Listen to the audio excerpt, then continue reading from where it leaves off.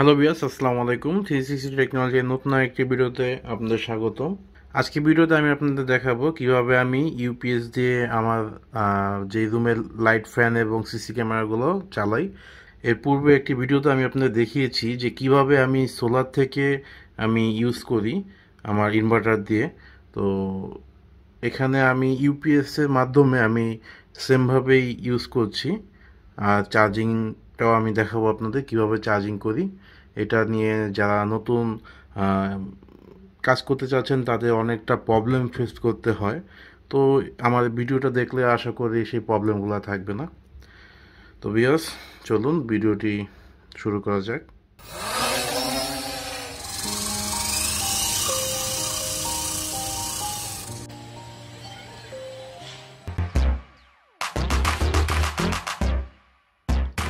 তো প্রথমেই আমি আপনাদের আবারও দেখাচ্ছি যে এটা আমার যে রিমসোর ব্যাটারি রয়েছে, রিমসোর একটি টিউবলার ব্যাটারি। এখানে এটা 85 এম্পিয়ারের একটা সোলার ব্যাটারি। তো এটা আমি এর পূর্বে ইনভার্টার দিয়ে চালিয়েছি, তো সেটা বাদ দিয়ে আমি এখন এটা ইউপিএসের মাধ্যমে চালাচ্ছি। তো দেখুন ইউপিএস থেকে আমি যেভাবে কানেকশনগুলো করেছি, এই যে আমার ইউপিএসটি পাওয়ার গার্ডের। আমি আপনাদের আরও একটি ভিডিওর মাধ্যমে দেখাবো এটা সর্বোচ্চ কত পর্যন্ত লোড নেয়। এটা বলা হয় 400 ওয়াটের পর্যন্ত আউটপুট পাওয়া যায়। আমি নেক্সট একটা ভিডিওতে দেখাবো এটা থেকে আমি কত আউটপুট পাই, আউটপুটটা চেক করে দেখাবো। আর একইভাবে আমি ইনভার্টারটার আউটপুটটাও দেখাবো কত পাই। আর এটা আমি চার্জিং সিস্টেমটা যেভাবে ছিল, আমি কন্ট্রোলার আপাতত ইউজ করছি না। কন্ট্রোলারের সোলার প্যানেল থেকে যেভাবে আউটপুটটা আসছে সেটা ডিরেক্ট আমি চার্জ করছি ব্যাটারি দিয়ে। যদিও একটু এটা প্রবলেম রয়েছে এভাবে চার্জ করলে, তো আমি সেটা দেখে অটো কাটটা করে ফেলি। তো সেক্ষেত্রে আমার প্রবলেম ফেস করতে হয় না। তো এছাড়াও যেভাবে আমি চার্জ করি এটা দিয়ে কিন্তু প্রপারলি চার্জ হয় না। তো সেই ক্ষেত্রে আমি এই একটি চার্জার রয়েছে ইউপিএসের, সেই চার্জার দিয়ে আমি চার্জ করি।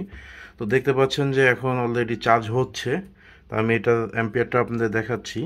তো যেটা বলছিলাম যে সোলার থেকে 1.5 এম্পিয়ারের মতো পায়, যেটা কিনা আমার এই 85 এম্পিয়ারের ব্যাটারিটাকে চার্জ করার জন্য যথেষ্ট নয়। তো সেই ক্ষেত্রে আমি একটি ইউপিএসের ট্রান্সফর্মার ইউজ করছি। এটা আমি ইউপিএসের যে ট্রান্সফর্মারটি ইউজ করছি সেটাও মূলত এরকম একটা ইউপিএসের ট্রান্সফর্মার। তো সেটাকে একটু আমি মডিফাই করে নিয়েছি। তো সেটা আগের ভিডিওতেও মেবি বলেছি আমি। তো দেখুন আপনারা যে এইখানে যে মাঝখানের তারটি রয়েছে সেটা আমি কেটে ফেলেছি দুই পাশের থেকে, অর্থাৎ 7.5 করে অলমোস্ট 14-15 ভোল্টের মতো আমি আউটপুট পাই। সেটাকে আমি একটি রেকটিফায়ারের মাধ্যমে, দেখুন এখান থেকে আমি আউটপুটটা একটা রেকটিফায়ারের মাধ্যমে এসি ভোল্টেজ থেকে ডিসি করেছি। ডিসি করে আমি এখানে কিন্তু একটা হিটসিনও ইউজ করেছি, বড় মাপের একটি হিটসিন ইউজ করেছি, দেখতে পাচ্ছেন।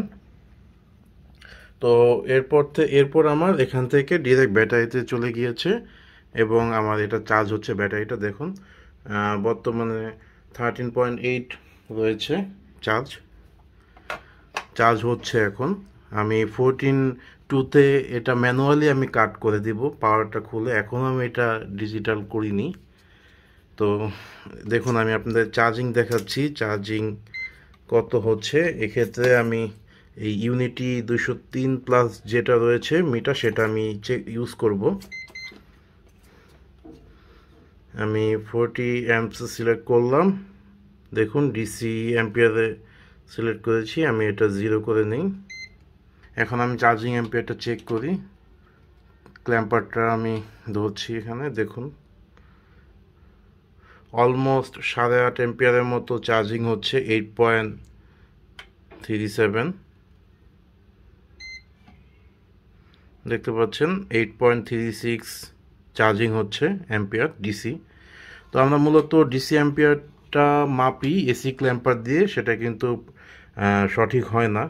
আমরা অনেকে এই ক্ল্যাম্পার দিয়ে মাপি, এটা মূলত এসি ক্ল্যাম্পার, এসি চেক করার। এটা দিয়েও হয়, এগুলো নর্মাল ক্ল্যাম্পার, এটার কাজগুলো অ্যাকুরেট আসে না যদিও। দেখুন এখানে দেখাচ্ছে 8.4, তারপরও এটা দিয়ে অনেকটা কাছাকাছি একটা রিডিং পাওয়া যায়।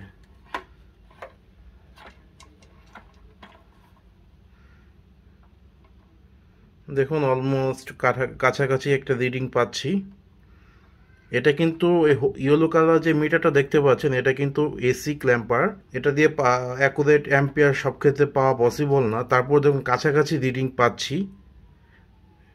আমাদের ইউনিটি 203+ যেটা রয়েছে সেটায় পাচ্ছি আমি 8.23 অ্যাম্পিয়ার, আর এখানে 8.86। মাঝে মাঝে এটা কিন্তু আমি 9-10 অ্যাম্পিয়ারও পাই এই ইয়েলো কালারটা দিয়ে।